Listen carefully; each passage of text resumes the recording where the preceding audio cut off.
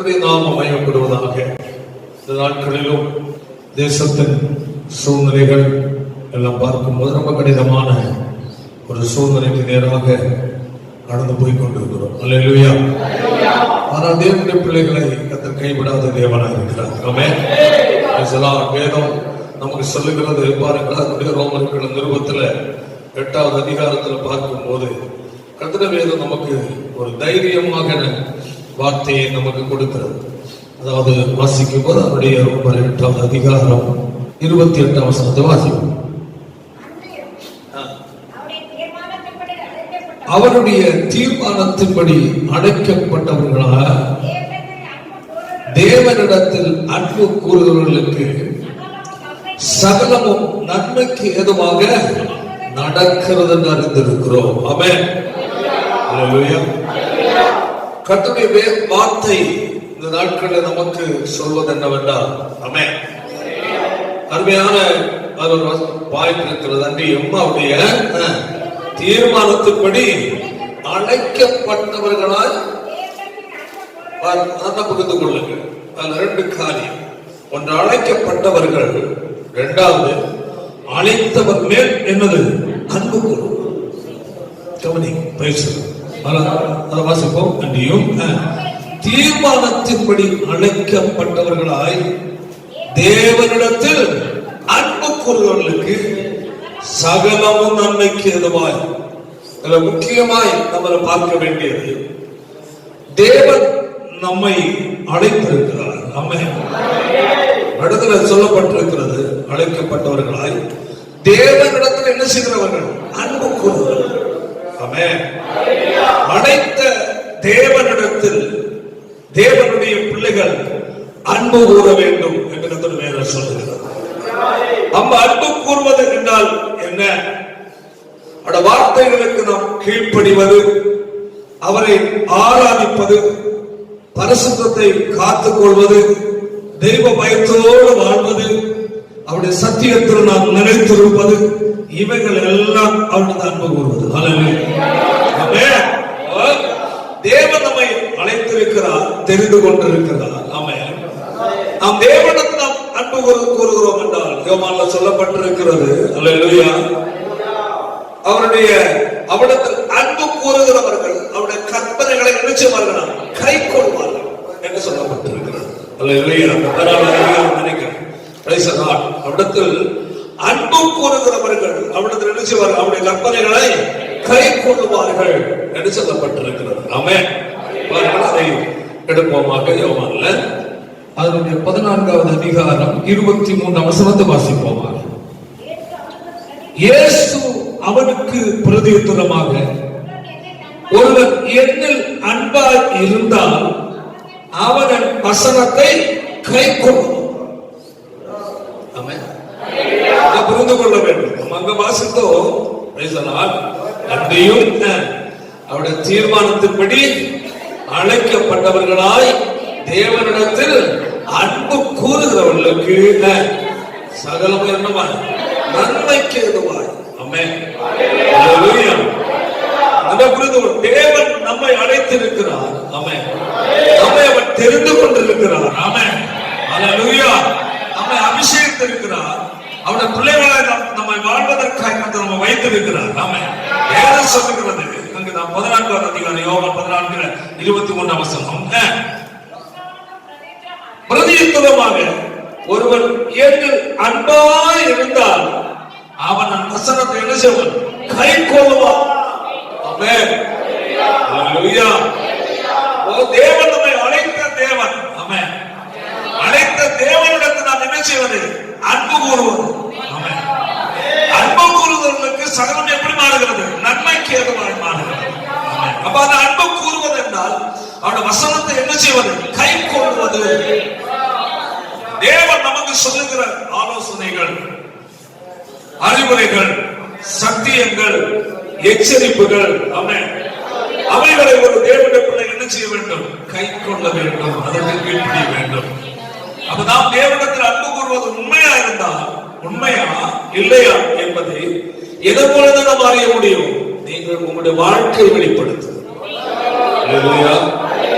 நீங்கள் தேவனுடைய அன்பு கூறுவது கூறுவது உண்மைதானா என்பது உங்கள் வாழ்க்கை கேட்கிற சத்தியத்தை நீங்கள் கை கொண்டு, ஆமென், உங்களோடு கற்று போதிக்கிற வசனத்தை நீங்கள் கை கொண்டு அதன்படி வாடும் போது, ஆமென், அதுக்கு அர்த்தம் தான் நான் தேவனை நாம் என்ன செய்கிறோம், அன்பு கூறுகிறோம். அல்லேலூயா. அதுதான் சொல்லப்பட்டிருக்கிறது. அன்பு அன்பு கூர்ந்தால் அவன் என் வசனத்தை கை கொள்ளுவான், அவனில் என் பிதா எப்படி இருப்பார், அன்பா இருப்பார். அடுத்தது நாங்கள் அவனிடத்தில் என்ன செய்வோம், வந்து அவனோடு வாசம் பண்ணுவோம். நம்மிடத்தில் அன்பா இருப்பது மட்டுமல்ல, அவன் நம்மிடத்தில் வாசமாய் இருக்கிற தேவனா இருக்கிறார். உன்னுடைய குடும்பத்தில் உன்னுடைய வாழ்க்கையில கர்த்தர் வாசமாய் இருக்கிறவர். அவன் அவருடைய ஆளுகை செலுத்துகிற தேவனா இருக்கிறார். ஏற்பட்டிருக்கிற எல்லா சூழ்நிலைகள் மத்தியிலேயும் கர்த்தர் உன்னை விடுவிக்கிறவரா இருக்கிறார். அவன் காரணம் என்ன, நீ வசனத்தை நீ கை கொண்டு வாழ்கிறபடி. ஒரு தேவனுடைய பிள்ளைக்குள்ள ஒரு சிந்தை இருக்க வேண்டும். நம் தேவனுடைய வசனத்தை நான் என்ன செய்யணும், கை கொண்டு வாழ வேண்டும்.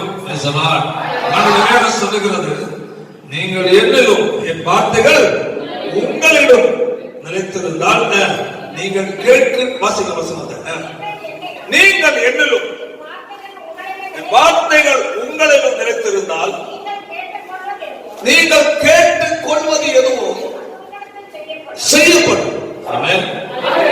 தீர்மானத்தின்படி அழைக்கப்பட்டவர்களாய் அவன்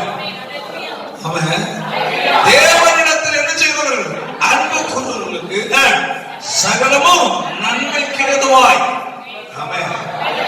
என் வசனத்தை கை கொள்ளுகிறவன் என்னிடத்தில் அன்பு கூறுகிறான். நீங்கள் என்னிலும் என் வார்த்தை உங்களிடம் நிலைத்திருந்தால் நீங்கள் கேட்டுக் கொள்வது எதுவாக உங்களுக்கு என்ன செய்யப்படும், ஆமென். தேவன் நம்முடைய ஜெபத்தை என்ன செய்வார், கேட்பார். சொல்லுவா, நம்முடைய ஜெபத்திற்கு நம்முடைய தேவன் என்ன கொடுப்பார், பதில் தருவார். ஏன் நம்முடைய வார்த்தையை கை கொண்டிருக்கிறோம், ஏன் நம்முடைய வார்த்தையை நாம் நிறைந்திருக்கிறோம். தேவனுடைய பிள்ளை தேவனுடைய வார்த்தை என்ன செய்யணும், நிலைத்திருக்கணும். அல்லேலூயா. ஆமென்.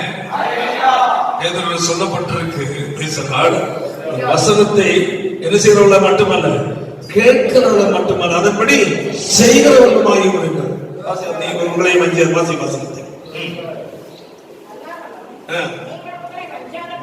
நீங்கள் உங்களை வஞ்சியாதபடிக்கு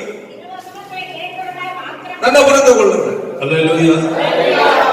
நீங்கள் உங்களை வஞ்சியாதபடிக்கு திருவசனத்தை என்ன செய்வர்கள் மட்டுமல்ல, கேட்கிறவர்களாய் மாத்திரமல்ல, அதன்படி என்ன செய்யுங்கள், செய்கிறவர்களுமாயிருக்கும்.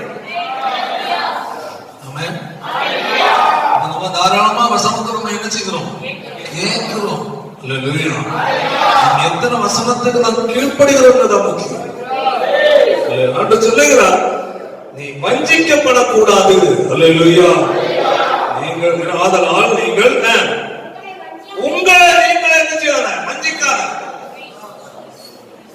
அவ வசனத்தை நாம் கேட்டு கை கொண்டு வாழவில்லை என்றால் நாம் யாரை வஞ்சிக்கிறோம், சொல்லுங்க, நம்மளை வஞ்சிக்கிறோம். அது நமக்கு வந்தடைய வேண்டிய நன்மையை நாம் தடுக்கிறோம். அல்லேலூயா. நம்முடைய வாழ்க்கையில தேவன் செய்ய வேண்டிய காரியங்கள் செய்ய தடைபடுகிறது. காரணம் என்ன, வசனத்தை நீ கேட்கிறாய், அது உங்கள் உள்ளத்தை குத்தப்படுகிறது. ஆனா நீ அதை என்ன செய்யவில்லை, கை கொண்டு அதை சொல்லுகிறார். உங்களை நீங்கள் வஞ்சியாதபடிக்கு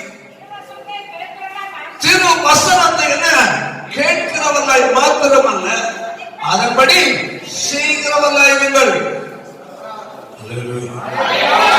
தேவனுடைய பிள்ளைக்குள் இருக்க வேண்டிய முக்கியமான காரியம், ஆமென், நாம் தேவனிடத்தில் நாம் அன்பு கூறுவது உண்மை என்றால் நம்மளோடு கண்டு பேசுகிற வார்த்தைக்கு கீழ்ப்படிந்து அதன்படி வாழ நாம் நிச்சயம் ஒப்பு கொடுத்து பிரயாசப்படும். ஆமென். அநேக வசனத்தை கேட்பாங்க. அல்லேலூயா. வசனத்தை கேட்பாங்க, கேட்கும் ரொம்ப உற்சாகமா இருப்பாங்க, ரொம்ப அலையிலே சொல்லுவாங்க. இதை உடனே அந்த கை கொள்ற மாதிரி அவங்களுடைய அந்த ரியாக்ஷன் இருக்கும். ஆனால் மறுநேரம் பார்த்தால் அவர்கள் என்ன தவறு செய்கிறார்களோ அல்லது எந்த கீழ்ப்படியாமல் இருக்கிறார்களோ அதை தான் வாழ்ந்து கொண்டிருப்பார்கள். தேவனுடைய பிள்ளையே, தேவன் உங்களோடு பேசுகிறார் என்றால், உங்கள் உள்ளத்தில் தேவனுடைய வார்த்தை தொடரப்படுகிறது என்றால், ஹல்லேலூயா, உடனடியாக உங்களிடத்தில் ஒரு மாற்றம் வெளிப்பட வேண்டிய அவசியமாக. ஆமென். ஹல்லேலூயா. ஆண்டவர் உங்களோடு பேசுவதை நீங்கள் எதனால் அறிந்து கொள்ள முடியும்? ஆமென். ஹல்லேலூயா. எப்படி அறிந்து கொள்வீங்க? சொல்லுங்க பார்க்கலாம். தேவன் உங்களோடு பேசுவதை நீங்க அறிந்து கொள்ள தெரியலன்னா நீங்க கிறிஸ்தவ வாழ்க்கை என்ன செய்ய முடியாது, வாழ முடியாது. நல்ல புரிந்து வாழ முடியாது. உங்களோடு தேவன் பேசுவதை நீங்கள் அறிந்து புரிந்து கொள்ளணும். இந்த வார்த்தை என்னோட கர்த்தர் பேசுகிறோம். ஆமென். அதை புரியும் அறிவில்லை என்றால் நீங்கள் ஒருபோதும் கிறிஸ்தவ வாழ்க்கை என்ன செய்ய முடியாது, வெற்றிகரமாக வாழ முடியாது. அதான் நான் உங்கள்கிட்ட கேட்கிறேன். அப்ப தேவன் உங்களோடு பேசுகிறார், உங்களோடு கர்த்தர் பேசிக் கொண்டிருக்கிறார். உங்களோடு தனிப்பட்ட எல்லாரோடையும் சொல்லவில்லை. அல்லேலூயா. என்னோடு கர்த்தர் பேசினார். ஆமென். என்று உங்களில் ஒருவர் சொல்வார்கள், நீங்கள் அதை எதன் மூலமா நீங்கள் அறிந்து கொண்டீர்கள் உங்களோடு கர்த்தர் பேசினார்கள்? இருதயத்துல குத்தப்படுவது பாருங்கள். அப்போஸ்தலர் 2வது அதிகாரத்தில் 37 வசனத்தை வாசிக்கலாம். இதை அவர்கள் என்ன செய்த போது, கேட்ட போது இருதயத்திலே குத்தப்பட்டது. குத்தப்பட்டவர்களா? அப்போஸ்தலர் நோக்கி நாங்கள் என்ன செய்ய வேண்டும் என்று, நாங்கள் என்ன செய்ய வேண்டும் என்று அவர்களுக்கு ஒரு கேள்வி அங்கு வருகிறது என்றாலே அவர்களோடு கர்த்தர் என்ன செய்திருக்கிறார்? சொல்லு, பேசியிருக்கிறார். அப்ப பேசுறது எப்படி அவர்கள் அறிந்து கொள்ள? இருதயத்தில் நிச்சயப்பட்டது, வார்த்தை குத்தப்பட்டது. அல்லேலூயா. சபைக்கு நீங்கள் வருகிறீர்கள் என்றால், அல்லேலூயா, ஞாயிற்றுக்கிழமை வரீங்களோ, இடநாள் வரீங்களோ, உபவாச கொடுக்கிற வரீங்களோ, நீங்க எதுல வந்தாலும் சரி, இன்னும் ஒன்று, நீங்கள் ஒருவேளை வீட்டில் இருந்து யூடியூப் செய்தியை நீங்க கேட்டுக்கொண்டிருக்கும் போதும் சரி, அல்லேலூயா, ஒரு வார்த்தை உங்க உள்ளத்தை குத்துகிறது என்றால், தொடுகிறது என்றால், கர்த்தர் உங்களோட என்ன செய்கிறார்? அதாவது பேசுகிறார். அதற்கு அடையாளம் தான் பேசுகிறார். அப்போ தேவ செய்தி ஒரு நிறைய பேசும், நிறைய கேட்போம். அல்லேலூயா. நம்ம 1 மணி நேரம் 1.5 மணி நேரம் எல்லாம் செய்து நம்ம கேட்கிறோம். ஆமென். எல்லா வார்த்தையும் நம்முடைய உள்ளத்தில் என்ன செய்யாது, சொல்லுங்க, குத்தாது. ஆமென். சில வார்த்தைகள் நம்மளை தொடும். உடனே புரிந்து கொள்ளணும், என்னுடைய தேவன் என்னோட பேசு. குத்தப்படும் போது நீங்கள் அதை என்னோடு கர்த்தர் பேசின வார்த்தையாக இது என்று நீங்க நினைக்காமல், பாஸ்டர் குத்தி குத்தி பேசுறாரு நீங்க எடுத்துட்டீங்கன்னால நீங்க தேவனுக்கு யாரா மாறுவீங்க? எதிரியா மாறுவீங்க. சொல்ல புரியுதா? புரிந்து.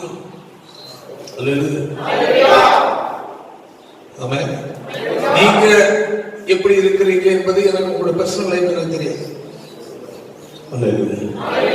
ரகசியமாக்கி எனக்கு தெரியும்.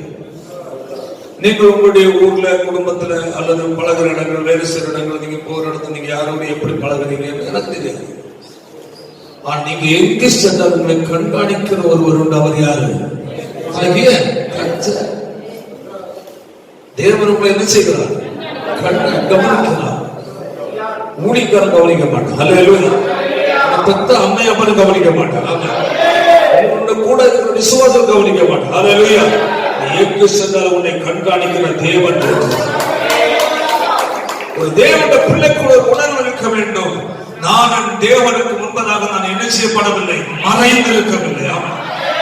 வேறு சொல்லுகிறது, சகலமும் அவருடைய கண்களுக்கு முன்பதாக எப்படி இருக்கிறது? வெள்ளி அரங்கமாயும் நிர்வாணமாய் இருக்கிறது. அவருடைய கண்களுக்கு மறைவாக எதுவுமே இல்லை இருக்கிறது. எந்த ஒரு மனிதனும் தேவனுடைய கண்களுக்கு முன்னோட்டு தன்னை மறைத்துக் கொள்ள முடியாது.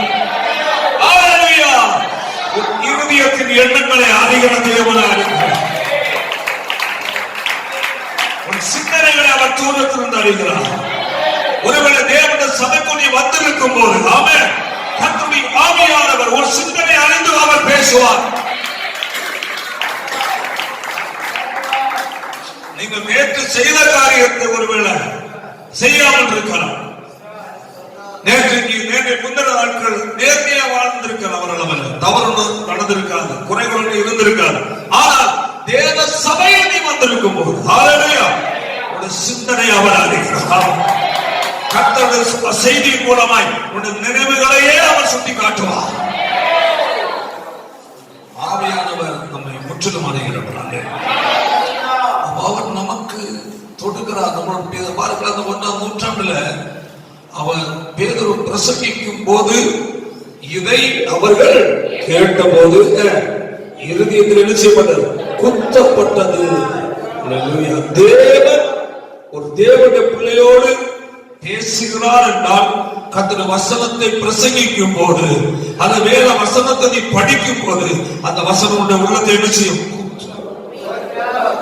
அந்த குத்துவதுதான் தேவன் உன்னோடு பேசுவது.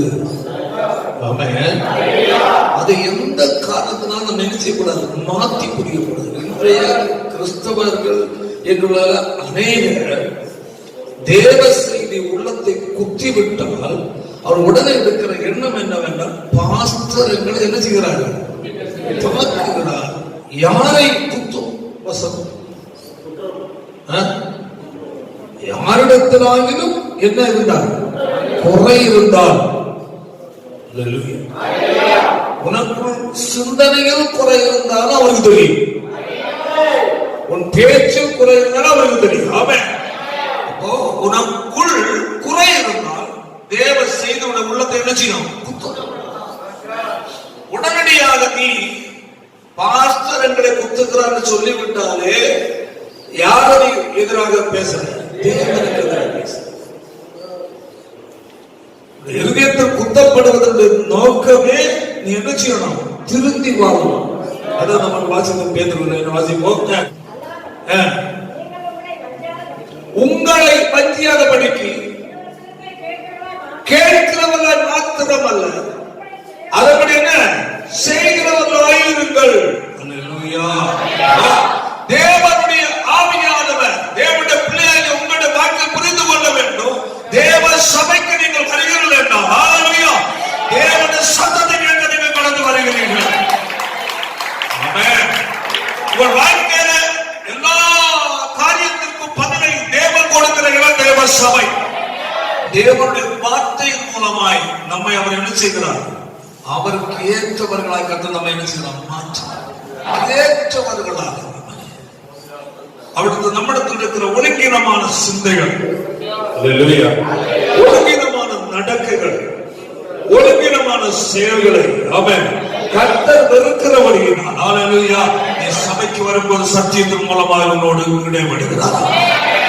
அது உன்னுடைய இருதயத்தில் அந்த குறையை சுட்டி காட்டுகிறது. மகனை நீ இந்த சிந்தையோடு இருக்கிறாய், மகளை நீ இந்த சிந்தையோடு இருக்கிறாய். ஆமென். அல்லது நீ இந்த காரியம் செய்து கொண்டிருக்கிறார், இதை விட்டுவது என்று நம்மளோடு எச்சரிக்கிறார். ஹல்லேலூயா. உடனடியாக அந்த தேவனுடைய என்ன செய்யணும்? கீழ்ப்படி. அதான் நம்ம வாசித்தோம் அந்த யோவான்ல 12ஆம் அதிகாரத்துல. அன்பா இருந்தால் அவர் என் வசனத்தை கை கொள்ளுவார். அப்ப நீ அந்த கேட்ட குத்தப்பட்டவுடன் உடனே உன்னுடைய மனதை மாற்றி, ஐயோ தேவனோடு பேசிவிட்டார், நான் இதற்கு கீழ்ப்படிய வேண்டும் என்று நீ நினைக்கிறாய் என்றால் நீ யாரிடத்தில் அன்பு கூறுகிறாய்? தேவனிடம். ஒரு தேவனிடம் நீங்கள் கர்த்தருடைய வார்த்தை உள்ளத்தை தொடும் போது உங்களுக்கு கர்த்தர் என்னோடு பேசுகிறார், உடனடியாக நான் இதற்கு கீழ்ப்படிந்து வாழணும் என்று ஒரு மனநிலை வந்து நீங்க ஒப்பு கொடுக்க ஆரம்பித்தாலே அவர் சந்தோஷப்படுறாரு. என்னுடைய மகன், ஹல்லேலூயா, என்னுடைய மகன் ஆமென், என்னுடைய வார்த்தைக்கு கீழ்ப்படிக்கிறார். ஹல்லேலூயா. அப்படி இருந்தால் நமக்கு வாசித்தோம் அல்லவா, நீங்கள் என்னிலும் என் வார்த்தை உங்களிலும் இருந்தால் நீங்க கேட்டுக் கொள்கிறது எதுவோ அது உங்களுக்கு செய்யப்படும். அப்ப நீங்க உங்களுடைய தேவனுடைய வார்த்தையை நீங்கள் கை கொண்டு, ஆமென், அதை கை கொண்டு நீங்கள் வாழ்ந்தால் ஹல்லேலூயா, உங்கள் ஜெபத்துக்கு தேவன் உடனடியாக பதிலளிக்கிறார்.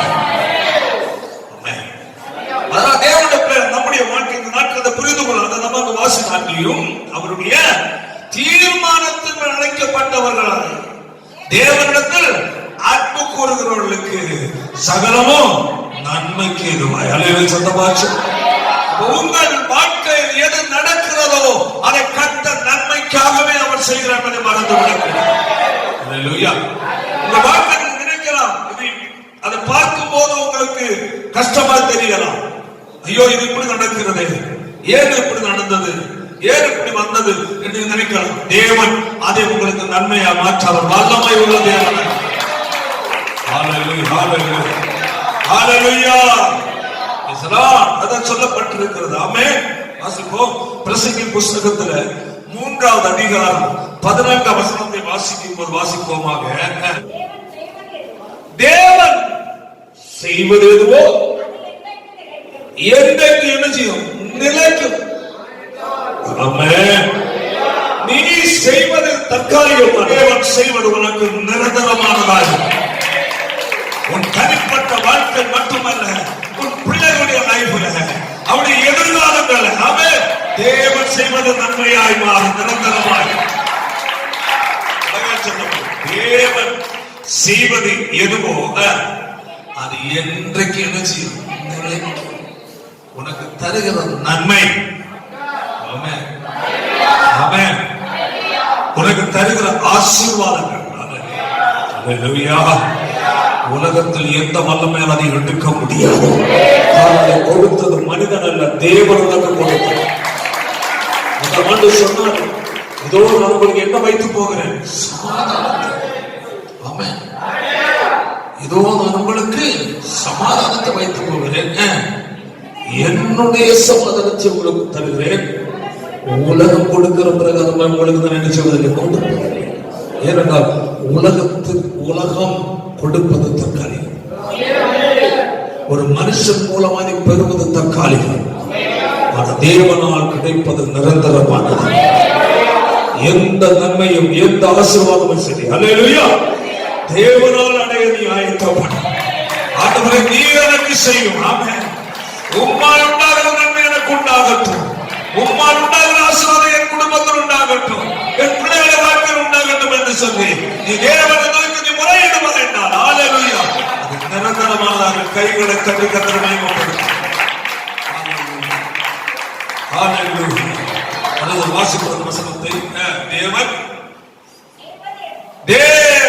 செய்வது எதுவோ அது என்னென்னைக்கு நினைக்கும் என்று அறிந்திருக்கிறேன்.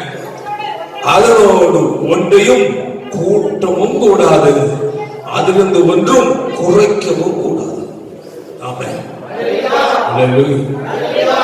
தேவன் செய்வது செய்வது அதில் நம்மால் மாற்றம் வருத்த முடியாது.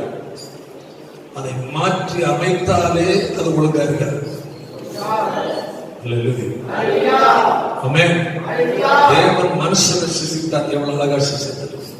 ஸ்தோத்திரம், ஸ்தோத்திரம். அவயவங்கள் எல்லாம் ஒவ்வொன்றும் எந்தெந்த ஏரியாவில் வைக்கணும் எல்லாம் வச்சு கரெக்டா வச்சிருக்கு. அதை என்ன செய்ய முடியாது, மாற்ற முடியாது. மாற்றினாலே அது ஒண்ணுக்கு உதவாது. தேவன் கிளினிக் வச்சிருக்கிறார். ஸ்தோத்திரம், ஸ்தோத்திரம், ஸ்தோத்திரம்.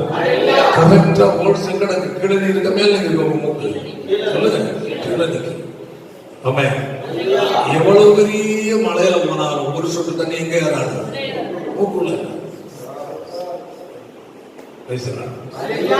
தேவன் எவ்வளவு அழகா வச்சிருக்காரு.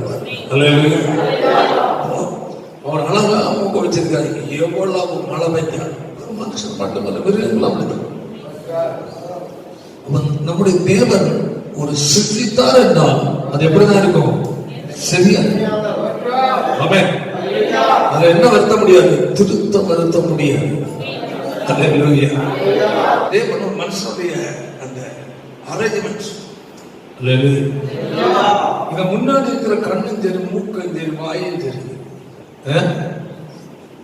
வாயில் இருக்க பல்லும் சரி, இதுல ஏதாவது ஒண்ணு இந்த டைரக்ஷன் இந்த டைரக்ஷன் வேற எங்கேயோ ஒன்று மாத்தி வச்சிருந்தது நல்லா இருக்குமா? தேவன் சகலத்தையும் கரெக்டா வச்சிருக்கிறார். தேவன் செய்வது எதுவோ அது என்னைக்கு என்ன செய்யும்? நிலைக்கும். ஒன்றையும் என்ன செய்ய முடியாது, கூட்டவும் கூடாது, அருந்து ஒன்றும் குறைக்கவும் கூடாது. தேவன் செய்வது. ஒரு தேவனுடைய பிள்ளையின் வாழ்க்கையில நான் உங்கள் சரீரத்தை ஒரு எக்ஸாம்பிள் சொல்றேன். அல்லேலூயா. உங்கள் வாழ்க்கை வருமான சம்பந்தமான காரணம் வாழ்க்கையினுடைய எதிர்காலத்தை குறித்தான் சரி. அல்லேலூயா. தேவனுடைய பிள்ளை தேவனிடத்தில் ஒப்புக் கொடுக்கிற ஆண்டவரே, என் வாழ்க்கையில நீர் செய்வது ஏதாவது நடக்கட்டும் என்று சொன்னார். வாசித்தோம், நீங்கள் என்னிலும் என் வார்த்தை உங்களிடம் நிலைத்திருந்தால் நீங்கள் கேட்டுக்கொள்வது எதுவோ அது உங்களுக்கு செய்யப்படும். அப்போ ஆண்டவரே, உங்களுடைய விருப்பம் நீங்கள் என்னுடைய வாழ்க்கையில விரும்புவதை செய்யும் என்று தைரியமா ஜெபிக்கணும்னா என்னுடைய வார்த்தையில என்ன செய்யணும்? நிலைத்திருக்கணும். நாம் தேவனுடைய வார்த்தையில் நாம் இல்லை, வார்த்தைப்படி வாழவில்லை, அவருடைய வார்த்தைக்கு நாம் கீழ்ப்படியவில்லை, அதற்கு எதிர்மாறான சிந்தையோடு வாழ்ந்து கொண்டிருக்கிறோம் என்றால் அப்படிப்பட்ட ஜெபத்தை கர்த்தர் என்ன செய்ய மாட்டார்? கேட்க மாட்டார்.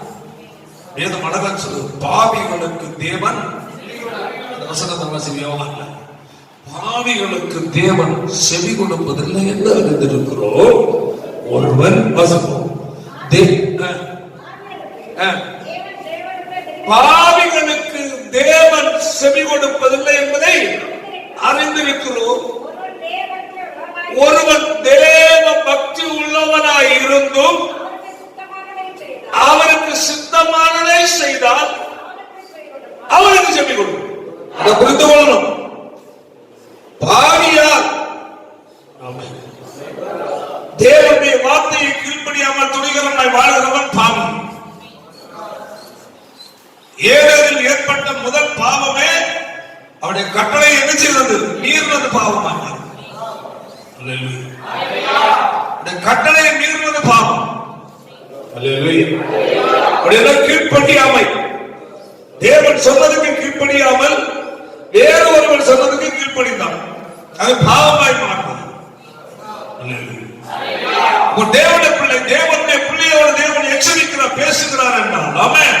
அதற்கு நீ கீழ்ப்படி, நீ உன்னை ஒப்புக் கொடுக்கிறாய் என்றால் கர்த்தர் உன்னை பார்க்கிறார். அல்லேலூயா, அல்லேலூயா. பார்க்கிற தேவன் அற்புதம் செய்வார். ஆமென். Praise the Lord. அதான் சொல்லப்பட்டு ஒருவன், அதாவது பாவிகளுக்கு தேவன் என்ன செய்வதில்லை? செவி கொடுக்கிறதில்லை. கீழ்ப்படியாமை காட்டி துணிகரமாய் வாழ்ந்து நான் மனம் போல நடந்து விரும்புகிறதெல்லாம் செய்து பேசலாம் வாழ்கிறவருடைய ஜெபத்தை கர்த்தர் என்ன செய்ய மாட்டார்? கேட்பதில்லை. அவர்கள் ஜெபித்தேன் என்று சுய திருப்தி அடையலாம். ஜெபிக்க ஜெபம் பண்ணுங்க எவ்வளவு நேரம், நீ சுய திருப்தி அடையலாம். அந்த ஜெபத்துக்கு என்ன இல்லை? பதில் இல்லை. தேவ பக்தி உள்ளவனாயிருந்தும் அவருக்கு சித்தவன், அவர் விரும்புகிறதை, அவர் சந்தோஷப்படுகிற அளவில் உள்ள காரியங்களை நீ செய்து வாழ்வா என்றால் அப்படிப்பட்ட தேவன் செய்வார். தேவனுடைய பிள்ளைகளா உங்கள் வாழ்க்கையில தேவன் நீ வார்த்தைகளை கீழ்ப்படியும் போது ஒரு ஜெபத்தை கர்த்தர் கேட்டு சகலத்தை நேர்த்தி அவனுக்கு செய்கிறார். ஹல்லேலூயா. ஆண்டவர் பயப்படுகிற அவருடைய பிள்ளைகளுக்காக தேவன் அதிசயங்களை செய்கிறார். 1 கொரிந்தியர் 2வது அதிகாரம் இப்படி சொல்லுகிற, வாசிப்போமாக 9ஆம் வசனம். எழுதியிருக்கிறபடி தேவன் தம்மில் அன்பு கூறுகிறவர்களுக்கு ஆயத்தம் பண்ணினவைகளை காணவும் இல்லை, காது கேட்கவும் இல்லை, அவர்களை மனுஷனுடைய இதயத்தில் தோன்றவும் இல்லை. இதை புரிந்து கொள்ள வேண்டும். ஆமென். எழுதியிருக்கிறபடி தேவன் தம்மிடத்தில் அன்பு கூறுகிறவர்களுக்கு, நல்ல கவனிங்க, அவரிடத்தில் என்ன செய்தவர்களுக்கு? அன்பு கூறுகிறவர்களுக்கு. நம்ம அங்கு வாசித்தோம், அன்றைய தீர்மானத்தின்படி அழைக்கப்பட்டவர்களாய் தேவனிடத்தில் அன்பு கூறுகிறவர்களுக்கு சகலமும் நன்மைக்கு. ஆமென். இங்க என்ன சொல்லப்பட்டு எழுதி இருக்கிறபடி, என்னபடி? எழுதியிருக்கிறபடி தம்மில் அன்பு கூறுகிறவர்களுக்கு என்ன பண்ணுகிறார்? ஆயத்தம் பண்ணி இருக்கிறார். சொல்லும் அவரிடத்தில் அன்பு கூறுகிற உனக்கு அவன் தேவ நன்மையான காரியங்கள் ஆயத்தம் பண்ணி வைக்கிறார். கைகளை கடிதத்தை உனக்காக அவன் அன்பு கூறுகிறவர்களுக்காக. ஹல்லேலூயா. தேவன் வைராக்கியம் உள்ள தேவனாக இருக்கிறார். ஹல்லேலூயா. தேவன் தம்மிடத்தில் எழுதியவர்கள் அன்பு கூறுகிறவர்களுக்கு ஆயத்தம் பண்ணினவைகளை கண் காணவும் இல்லை, கேட்கவும் இல்லை, தோற்றவும் இல்லை. அதை புரிந்து கொள்ளும். அல்லேலூயா. ஆண்டவரை நேசிக்கிறாய் என்றால் உன்னை கொண்டு தேவன் ஒரு பெரிய திட்டம் வைத்திருக்கிறார். ஒரு குடும்பத்தில் பெரிய காரியங்கள் செய்கிறார். உன்னை நிந்திக்கிற மனிதனுக்கு தெரியாது, உன் சொந்த மனிதனுக்கு தெரியாது. உனக்கு எதிராக நடந்து கொள்ள மக்களுக்கு தெரியாது. உனக்காக தேவன் வைத்திருக்கிற நன்மை, உன் குடும்பத்துக்கு தேவன் வைத்திருக்கிற ஆசீர்வாதங்கள், உன் பிள்ளைகளுக்கு வைத்திருக்கிற நன்மைகளை உலகத்தின் மன்னருடைய கண்கள் ஒன்று காண முடியாது.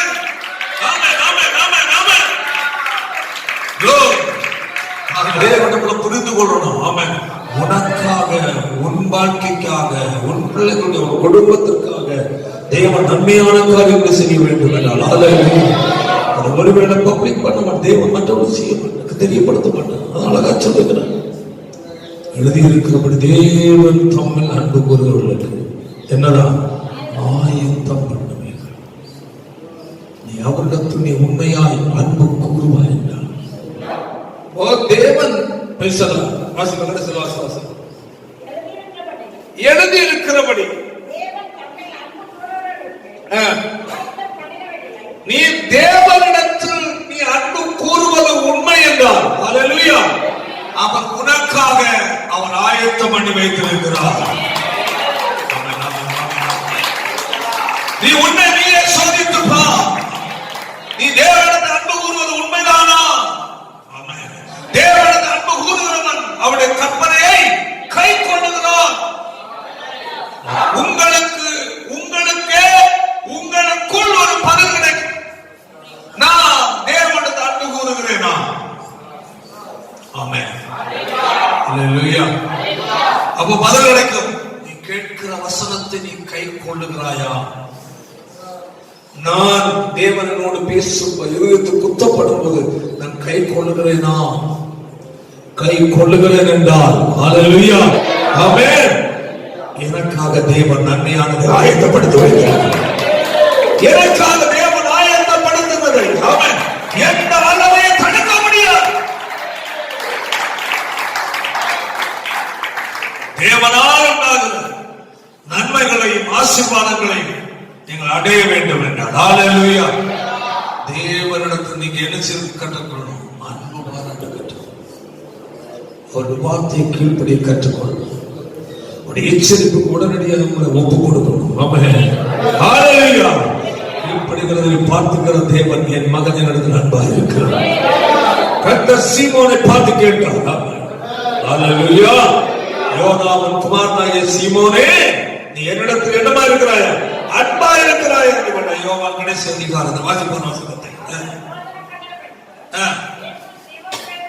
சீமோன் பேதுருவை நோக்கி,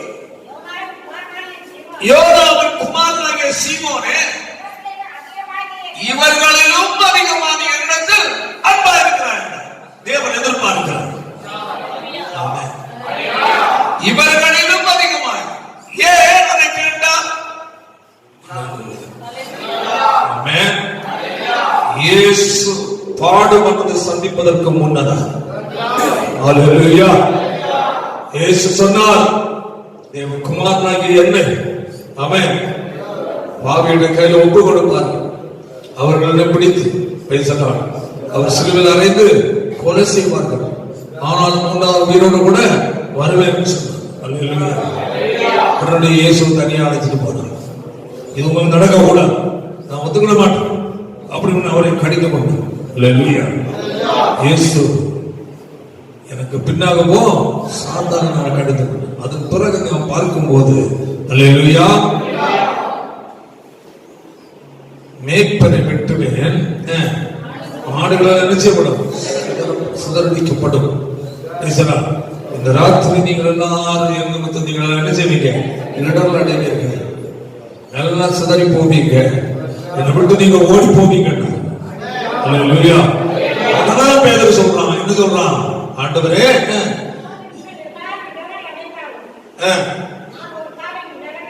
இவர்கள் எல்லாரும் இடறி போனாலும் நான் இடற மாட்டேன். தேவனிடத்தில் அவ்வளவு அன்பாகவும் வைராக்கியமாக இருக்கிறார் என்பதை அவன் வார்த்தையில் அங்கு அறிக்கை பண்ண. இவர்கள் எல்லாரும் என்னை விட்டு இடறி போனாலும், இவர்கள் எல்லாரும் விட்டு இடறி போனாலும் நாம மாட்டோம். நம்மோடு கூட மறிக்கு வாசிப்போம்.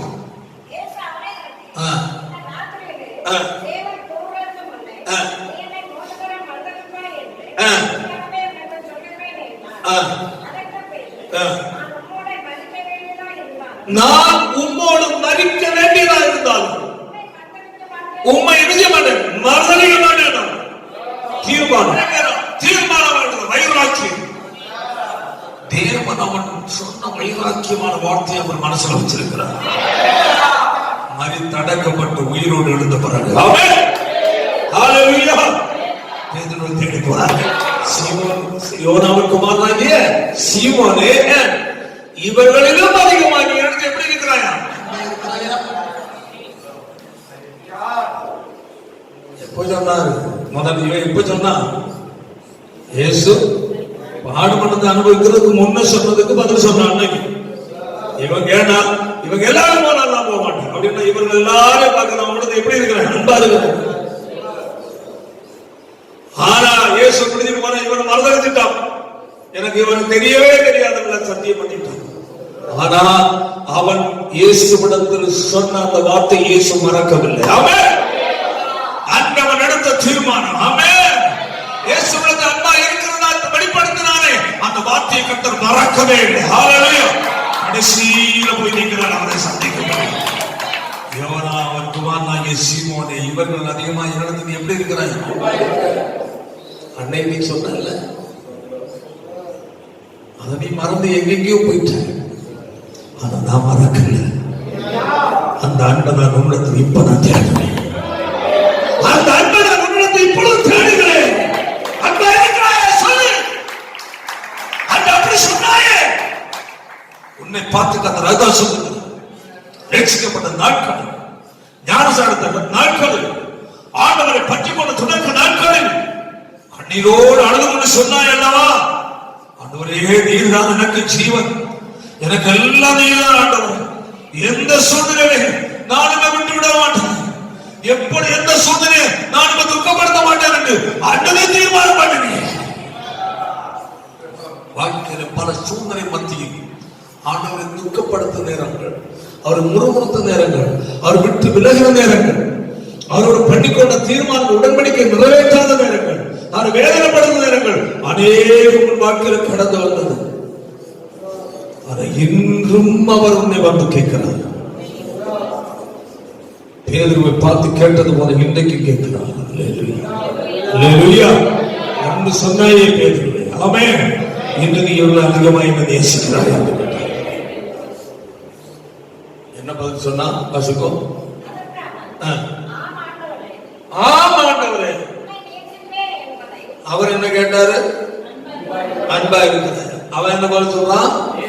நேசிக்கிறேன் என்பதை நீர் அறிவீர்.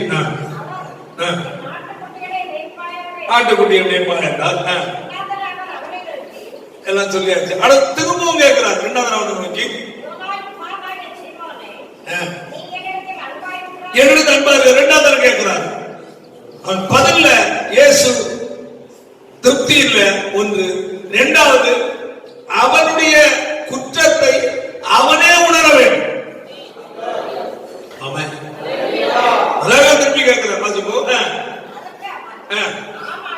ஆமாண்டவர், உண்மை நேசிக்கிறேன் என்பதை அறிவீர் என்றார். இரண்டாவது நல்லவர் அப்பொழுது முதல்ல எதை மேய்ப்பாயாக? ஆட்டுக்குட்டிகளை. இப்ப ஆடுகளை மேய்ப்பாய். அவன் மாற பேச பேச அவனுடைய பேச்சு பதிலும் கரெக்டா மாறுது. அதுக்கு விளக்கம் கொடுக்கிற அப்புறம் அடுத்தது மூன்றாவது கேட்கிறார்.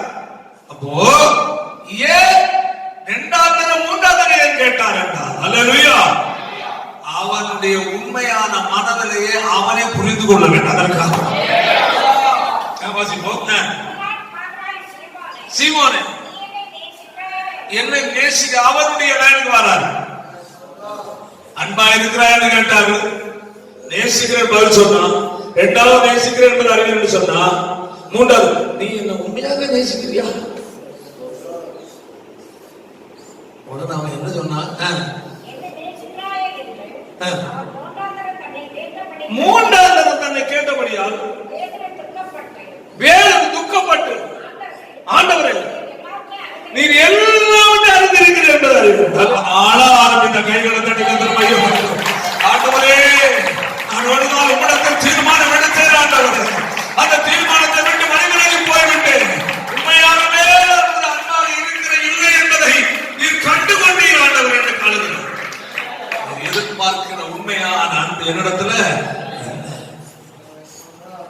தேவனை பிள்ளைகள் புரிந்து கொள்ளணும். ஆமென். அல்லேலூயா. நீ அவர் மேல் அன்பா இருப்பதை கர்த்தர் எதிர்பார்க்கிறார். ஆமென். இரண்டால் ஆமென், நீ அவர்களுக்கு நீ அன்பு கூறுவாய் என்றால், ஹல்லேலூயா, உனக்காக அவர் ஆயத்தம் பண்ணி இருக்கிறதை கர்த்தர் உன்னுடைய வாழ்க்கை நிறைவேற்ற வந்தார். அல்லேலூயா, ஹல்லேலூயா. அன்பான தேவனுடைய பிள்ளைகளை, உங்கள் வாழ்க்கையில் ஆமென், இந்த நாட்களில் ஒரு ஆழமான ஒரு தீர்மானம் எனக்கு தேவை. ஆமென். ஆழமான தீர்மானம். வாசிப்போமாக பிரசங்கின் புஸ்தகத்தில் அந்த 7வது அதிகாரம் 11ஆம் வசனத்தை வாசிப்போம். தேவனுடைய செயலை கவனித்து பார், அவர் கோணலாக்குனதை. அல்லேலூயா. ஒரு முறை வாசிப்போம். பிரசங்கின் புஸ்தகத்தில் 7வது அதிகாரம். தேவனுடைய செயலை, தேவனுடைய செயலை கவனித்து பார், தேவனாகிய கர்த்தர் கோணலாக்குனதை. ஆமென். அல்லேலூயா. அவர் கோணல் நேர்மையாக்கத்தக்கவன் யார்? ஆமென். அல்லேலூயா. ஒன்றை மாற்றி விட்டால் அதை நான் செழிப்படுத்த நம்மளால முடியும். அல்லேலூயா. தேவனிடத்தில் அன்பு கூறுகிற தேவனுடைய பிள்ளைகளுக்கு ஆமென், அற்புதம் செய்கிற தேவனாய் இருக்கிறார். யோபு சொல்லுகிறார், ஹல்லேலூயா, 42வது அதிகாரம் 2ஆம் வசனத்தை வாசிக்கும் போது வாசிப்போமாக. தேவரீர் சகலத்தை செய்ய வல்லவர், நீ செய்ய நினைத்ததொன்றும் தடைப்படாது என்று நான் அறிந்திருக்கிறேன். ஆமென். யோபுக்கு தெரியும், பயங்கரமான சூழ்நிலை மத்தியிலே, அல்லேலூயா, சோதனை மத்தியிலேயும் போராட்டங்கள் மத்தியிலேயும், அல்லேலூயா, வாழ்க்கையில ஆமென் புரிந்து கொண்டால், என்னுடைய தேவனை வாழ்க்கையில் செய்ய நினைத்ததை எந்த வல்லமை தடுக்க முடியும். அல்லேலூயா, அல்லேலூயா. தேவனுடைய பிள்ளைக்குள் இருக்கிற வைராக்கியம் அதுதான். ஆமென். நான் தேவனுடைய பிள்ளை. ஆமென். என் வாழ்க்கையில தேவன் செய்ய நினைத்ததை ஆமென் எந்த வல்லமை தடுக்க முடியாது. அதாவது வாசிப்பது எழுதியிருக்கிறபடி தேவன் தம்மில் அன்பு கூறுவர்களுக்கு ஆயத்த மண்டங்களை என்ன செய்யவில்லை, காணவில்லை. உனக்காக ஆயத்தம் பண்ணி இருக்கிறது நன்மை. ஆமென்.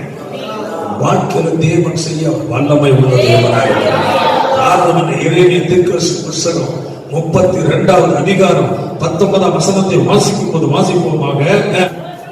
யோசனை எப்படிப்பட்டவர்? நம்முடைய தேவன் எப்படிப்பட்டவர்? யோசனையில் பெரியவர், செயலில் வல்லவர். ஆமென். யோசனையில் எப்படிப்பட்டவர்? பெரியவர். ஆமென்.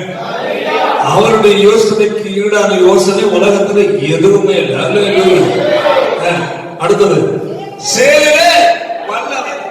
அவர் செய்ய நினைத்ததை யாரும் என்ன செய்ய முடியாது, தடுக்க முடியும். அதான் வாசிப்போம், அவர் கோணலாக்குனது யார்? ஆமென். அடுத்தது பொழுதோ தேவன் செய்வதற்கு முன்பதாய் கர்த்தர் ஒவ்வொருத்தரையும் பார்க்கிறார். அவன் அவனுடைய வழிக்கு தக்கதாகவும் அவனுடைய கிரியைகளின் பலனுக்கு தக்கதாகவும் அழிக்கும்படி உம்முடைய கண்கள் மனுக்குடைய எல்லா வழிகள் மேலும் நோக்கமாக இருக்கிறது. தேவன் செய்ய வல்லவர். அதான் சொல்லப்படும் யோசனை அவர் பண்ணவர், பெரியவர், செயல வல்லவர். ஆனால் ஆமென், யோசனையும் பெரியவர், அடுத்தது செயல வல்லவர். அவர் செய்ய நினைத்ததை யாரும் என்ன முடியாது, தடுக்க முடியாது. ஆமென், அல்லேலூயா. அவர் போனதாக என்ன செய்ய முடியாது, நேராக்க முடியாது. அவர் பூட்டினதை யாரும் திறக்க முடியாது. அவர் திறந்ததை யாரும் பூட்ட முடியாது. அல்லேலூயா. அதான் அவர் செயலில் அவர் எப்படிப்பட்ட வல்லவராக இருக்கிறார். ஆனால் அவனுக்கு ஆமென் ஆமென் அவனுக்கு அவனுடைய வழிக்கு தக்கதாகவும் வழி நம்முடைய வாழ்க்கை நடைமுறை செயல்கள் கீழ்ப்படிதலை பார்க்கிறார் தக்கதாகவும் அவனுடைய கிரியைக்கு செயல்படுவது வாழ்க்கை நெறிமுறைகள் கிரியைகளில் பலனுக்கு தக்கதாகவும் அளிக்கும்படி உம்முடைய மனுஷனுடைய எல்லா வழிகளும் நோக்குகிறார். தேவனுடைய பிள்ளைகளை நம்முடைய வாழ்க்கையில் அவன் தேவன் உங்கள் வாழ்க்கையில் நன்மை செய்ய நீங்கள் காத்திருக்க வேண்டிய அவசியம். 8வது அதிகாரம் படித்தோம் அல்லவா, முதல் வசன வாசிங்கள். தேவன் தம்மிடத்தில் வாசிப்போம். அவருடைய தீர்மானத்தின்படி அழைக்கப்பட்டவர்களாய் தேவனிடத்தில் அன்புள்ளவர்களுக்கு சகலம் எப்படி தேவனிடத்தில் நீ அன்பு கூறுகிறாயா? அவனுக்கு அன்பு கூறுகிறவன் அவருடைய வசனத்தை என்ன செய்கிறான்? அவன் வசனத்தை நீ கை கொண்டால் நீ உண்மையாக அவனுக்கு நீ என்ன செய்கிறான்? அன்பு கூறுகிறான். அல்லேலூயா. அப்படி அவனுக்கு நீ அன்பு கூறுகிற நபராய் இருந்தால் அல்லேலூயா, வாழ்க்கையில எது நடந்தாலும் சகலம் எதுவாய் மாறும். ஒருவேளை இன்னுமே தீமை அனுபவிக்கிறார். மக்கள் பல நெருக்கத்தின் வழியை கடந்து சென்று கொண்டிருக்கிறார், பல பிரச்சனை வழியை கடந்து சென்று கொண்டிருக்கிறார். நீ உண்மையா தேவனை அன்பு கூறுவது உண்மை என்றால் உங்க வாழ்க்கையில் அதை கட்ட நன்மையாய் மாற்றாத வல்லமை உள்ள தேவனாக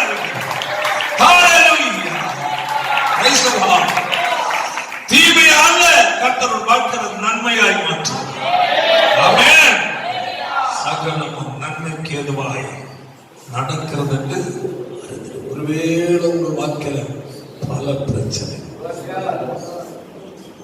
உங்களால் எந்த அளவு நீங்க உண்மையா இருக்கணும், கர்த்தர் வசனத்தை நீங்க கை கொண்டு வாழலாம். அது உங்களை நீங்கள் தற்பரிசோதனை செய்து வாழ்க்கையில தீமை, கஷ்டம், நெருக்கம், வேதனை, துக்கம் கடந்து வருகிறது என்றால் உடனே உபவாசம் பேசணும். அல்லேலூயா. உபவாசம் கொண்டு ஜெபி, ஆண்டவரே என் வாழ்க்கையில் இந்த காரியம் நடக்க காரணம் என்ன? நான் எந்த காரியத்தை தவறுகிறேன்? என் வாழ்க்கையில் எந்த காரியத்தை நான் உங்களை துக்கப்படுத்துகிறேன்? எனக்கு அதை சுட்டி காட்டும், எனக்கு அதை உணர்த்தும். ஒரு தேவனிடத்தில் புரிந்து கொள்ளணும். கவனிங்கள், உங்கள் வாழ்க்கையில ஏதாவது தோல்வி அல்லது ஏதாவது பிரச்சனை அல்லது ஏதாவது கஷ்டத்துக்குள்ள நீங்க கடந்து போயிட்டு இருக்கிறீங்க.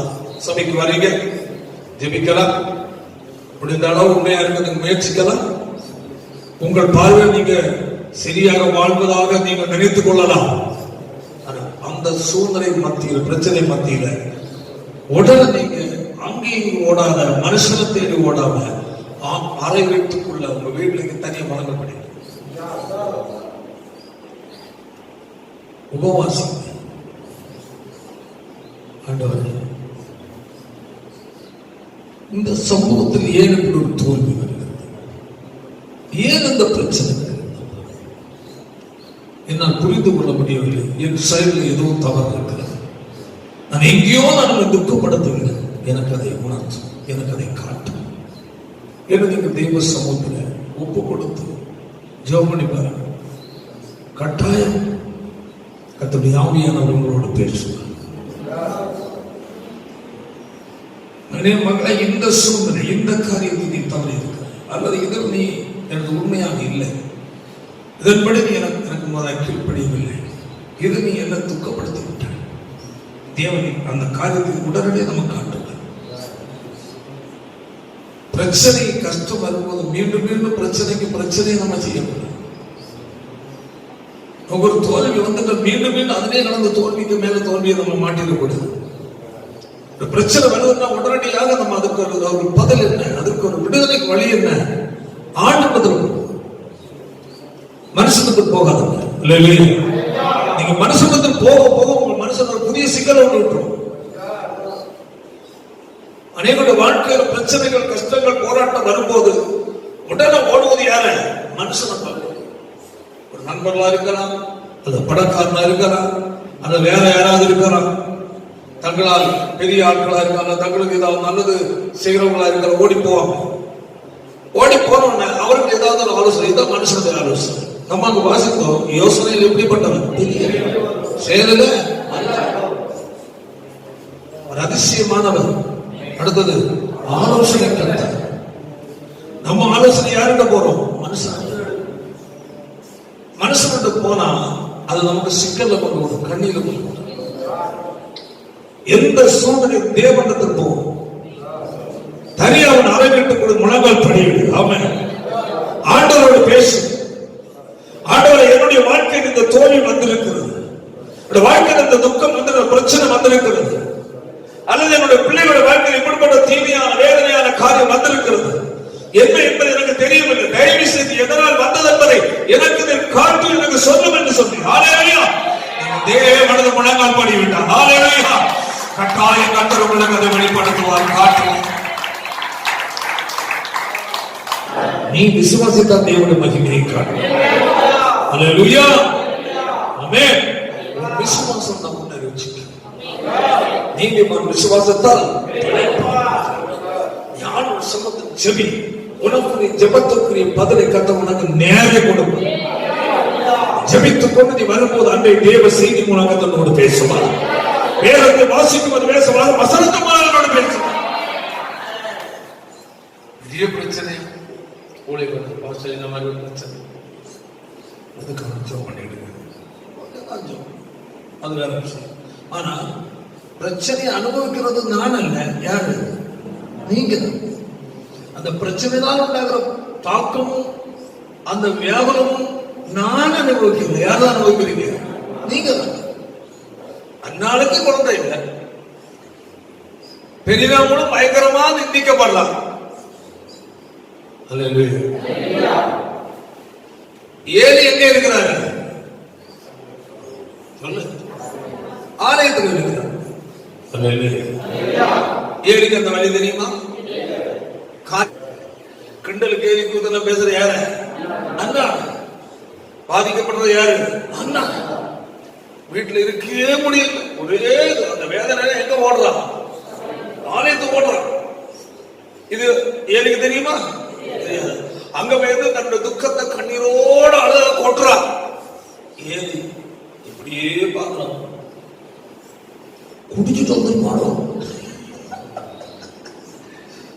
காலையிலே குடி வந்திருப்பாரு. வந்துட்டு என்ன ஒரு டைப்பா இருக்கிறான், ஜமுக்கிறான் மாதிரி. குடிய ஒன்ன விட்டு விளக்கு ஊழியங்க. ஏன்னா அவருக்கு பிரச்சனை, வலி அவருக்கு இல்லை, வலி அண்ணாவுக்கு. பிரச்சனை இருக்கிற அண்ணா ஊழியர்களுக்கு தெரியாது. அப்பதான் வழக்கம் கொடுக்கிறார். மனக்கிலே நான் குடிகாரி அல்ல, நான் இருதயத்தை ஆண்டு சமுதிரத்தை ஊத்தி ஜீவித்து ஊழியக்காரன் புரியும்.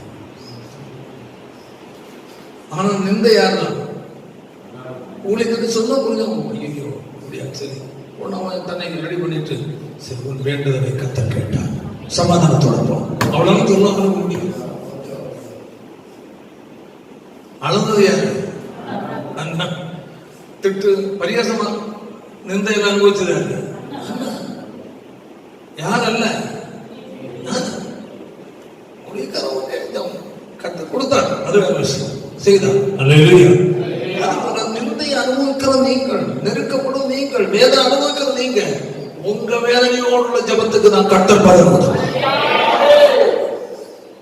நாங்கள் அவங்களுக்கு சப்போர்ட் ஜெபத்துக்கு. ஆண்டவரே, சகோதரன் சகோதரி கண்ணீரோட அழுறாங்க, எப்படியாவது எனக்கு ஒரு அதிகம் செய்யும். உங்க ஜெபம் தான் கர்த்தருக்கு தேவை.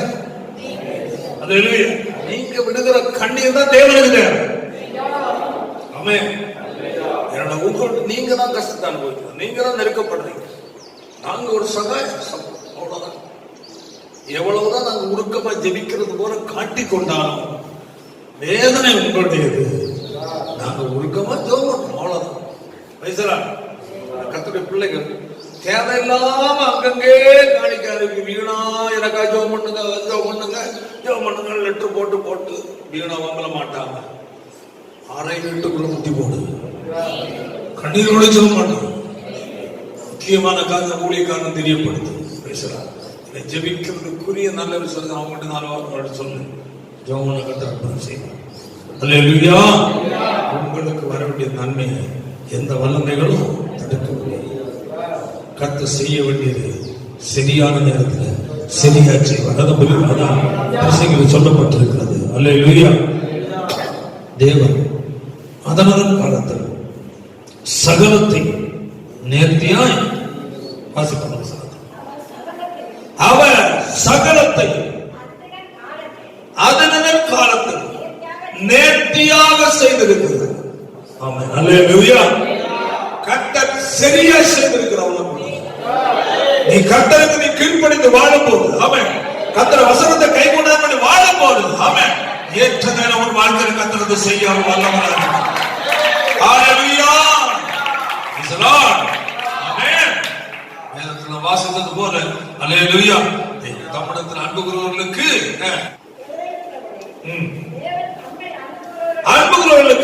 ஆயத்தம் பண்ணினவைகளை கண் காணவில்லை, காது கேட்கவில்லை, மனுஷனை தோற்றவில்லை, உனக்காக ஆயத்தம் பண்ணி இருக்கிறது. ஏற்ற நேரத்தில் உன் வாழ்க்கை, உன் குடும்பத்தில் தேவன் செய்ய வல்லவராக இருக்கிறார். விசுவாசத்தோடு போங்க. ஆமென். உலகம் பண்ணிவிடுவோம், செபிப்போம். அல்லேலூயா. நல்ல வேலைக்காக உமக்கு ஸ்தோத்திரம். சமுத்திரங்கள் அந்த நேரம் முதல் தேவன் எங்களோடு கூட இருக்கிறதற்காக ஸ்தோத்திரம். எனது அன்பாய் இருக்கிறேன் சொல்லுகிறவன் என் வசனத்தை கை கொள்ளுமான் சொல்லப்பட்டிருக்கிறது. ஆமாண்டவனே, நீங்கள் என்னிலும் என் வார்த்தை உங்களுக்கு நிலைத்திருந்தால் நீங்கள் கேட்டுக்கொள்வது எதுவோ செய்யப்படும் சொல்லப்பட்டிருக்கிறது.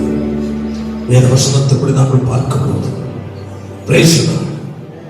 எந்த காரியத்திற்கும் உம்மிடத்தில் தீர்வு இருக்கிறது. சகலத்தை செய்ய வல்லவர், செய்ய நினைத்தவர்கள் தடைபடாத வேதத்தில் பார்க்கிறோம். எல்லாவற்றுக்கும் உம்மிடத்தில் பதில் இருக்கிறது என்று நாங்கள் அறிகிறோம். நாட்கள் எந்த மனுஷனை தேடி ஓடாதபடி உண்மை நாடி தேட, உங்களுடைய சமூகத்தை அதிகமாய் தேட, ஒவ்வொரு வாழ்க்கையில அப்படிப்பட்ட ஒரு மனநிலையை கட்டளையிடுவீராக. மனுஷனை நம்புவதை பார்க்கிறோம், கர்த்தர் பற்றுதலாக இருப்பதே நலம். பிரபுக்களை நம்புவதை பார்க்கிறோம், கர்த்தர் பற்றுதலாக இருப்பதே நலம் என்று சொல்லப்பட்டிருக்கிறது. வாக்குப்படி கர்த்தரை நம்பி கர்த்தரால் உண்டாகிற நன்மைகளை அடைய ஒவ்வொரு வாழ்க்கையை கிரியை நடப்பிக்க வேண்டும் என்று செபிக்கிறோம். ஆமென். கர்த்தர் செய்வீராக. ஹல்லேலூயா. விசுவாசம் இருதயங்களை தாழ்வோரை ஆசீர்வதி. சகல துதிகளை மகிமை உமக்கு செலுத்துகிறோம். இயேசுவின் மூலம் ஜெபிக்கிறது எங்கள் நல்ல பிதாவே. ஆலயம் செல்லுவதே அது மகிழ்ச்சியை தந்திடுதே. என் சபையுடனே உம்மை துதித்திடவே கிருபையும் கிடைத்திட்டதே. என்